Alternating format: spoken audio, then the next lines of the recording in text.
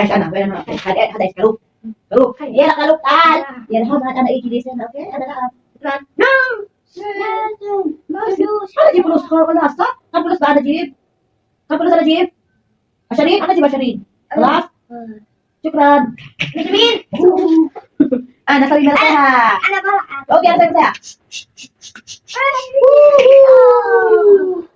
بعدين انا اسوي سالقه انا بنطهم.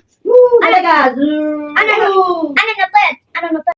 Hello everyone! Ako nga pala si Jasmine, ang kadama ng Saudi Arabia, Middle East.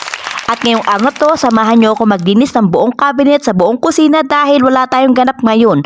Walang istorbo sa kusina, walang magluluto dahil vacation mode ang mga tao dito ngayon. Tamang tulog, tamang iPad at tamang relax ng kanilang mga isip at katawan. Mapapasana all ka na lang sa kanila. Dahil nga sa walang kaganap-ganap ngayong araw na to, bay naisipan ko na lang maglinis ng kusina kaysa naman wala akong gawin, di ba? Baka naman sabihin nila, ay, pinapasahod na walang ginagawa, ano ba yan? Nakakahiya naman, di ba? Kaya kailangan galaw-galaw din pag may time. Abay, may CCTV pa naman dito. Baka pag nakita lang wala kang ginagawa, sabihin ay bumalik ka na sa agency, hindi ka na namin kailangan. Umuwi ka na Pilipinas. Ako, nakikita ko lang sa panahon ngayon dito sa Saudi Arabia, sa mga balitang lumalabas, sa mga nangyayari sa Iran, natatakot din sila magpa-uwi ng mga syagala nila or kadama nila kasi nga expensive ang mga ticket ngayon. May hirapan din sila, di ba? Alam niyo ba nakakatuwa tong baso na to? Yung gantong baso kala ko ordinary lang, di ba? Pero pag pinupunasan mo siya ng malinis na tawel na puti, kumikintab siya. Ngayon nililinis ako ng dulab. Napapansin ko yun lagi, pero pag hindi ko siya pinupunasan, para siyang, alam mo yung parang walang glow.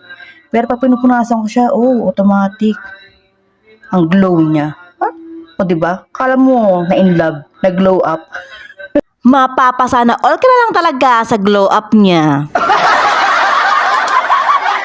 Karin ang paglilinis sa mga cabinet. Abay, nasipagan ako masyado nito Hindi ba kaya ako nakakain naman ng kung ano-ano nito kaya nasipagan ako maglinis ng cabinet? Abay, iba na yan, Day. Ito yung sinasabi nating the moment of the truth talaga Pagka sinisipag ka, lahat ng cabinet malilinis mo. Pero pag tamad na tamad ka, abay patutuluin mo na lang ultimo kutsara ayaw mo papunasan. Totoo yan, di ba? Kasi napapansin ko lang pag ako talaga tamad na tamad, hindi ko malinis yung mga cabinet na yan. Hindi ko alam kung bakit kinakatamaran ko. Kung tutuusin, pwede ko naman siya linisin kahit araw-araw, maya-maya, punas-punasan. Pero hindi ko magawa. Hindi ko rin alam kung bakit. Para ako may sanib ni katamaran. Pero ngayon may sanib ako ni kasipagan. O diba? Ang totoo kasi niyan, pag tayo sobrang pagod or puya, talagang hindi natin namamalayan yung parang tamad na tamad tayo maglinis at magpunas sa mga cabinet. Pero pagka nakapag-recharge tayo ng body natin, yung utak natin, nakapag-relax, ayan, sipag na sipag tayo magsipag-punas-punas sa mga cabinet, maglinis sa mga kwarto. Ako nga, nasa isip ko labahan yung mga sapin ng upuan sa sala, pagka wala sila dito kasi nga, nandito sila sa sala maghapon. Apartment style lang kasi itong bahay ng amo ko. Sa taas yung may-ari ng bahay, sa baba naman kami. Kaya kasi nasabi ko maliit lang talaga. Kaya lagi silang nasa sala doon nakaupo kasi nga wala namang ibang lugar na pwede nilang upuan or puntahan. Kwarto, sala lang sila, kusina. Ayan ang pagkakaiba ng mga apartment sa mga malaking bahay. Pag malalaking bahay, maliit lang, nagkakasalubong kayo agad-agad ng mga amo mo. Kaya yung mga ingin nila maririnig mo maghapon. Kaya wala kang magagawa kundi tumahimik na lang at magtakip ng tenga. Pero kung ang bahay ng amo ay malaki, hindi kayo gano'ng magkakarinigan. Kasi may kanya-kanyang sala yun. Iba't ibang klase ng sala. Pwede silang magkulong doon o magkulong sa kwarto. Hindi katulad ng apartment style. Ito na nga ang sinasabi ko sa sobrang busy ko sa kusina kakalinis ang cabinet. O diba, yung mga alaga ko nagkalat dito sa urpa halaliya. Ito yung urpa or sala na isa na pinagtatambayan ng mga alaga ko. O diba, diligpit ako ngayon. Ginawa ba namang bedsheet ang mga kumot at ginawang bed ang mga sapin sa upuan?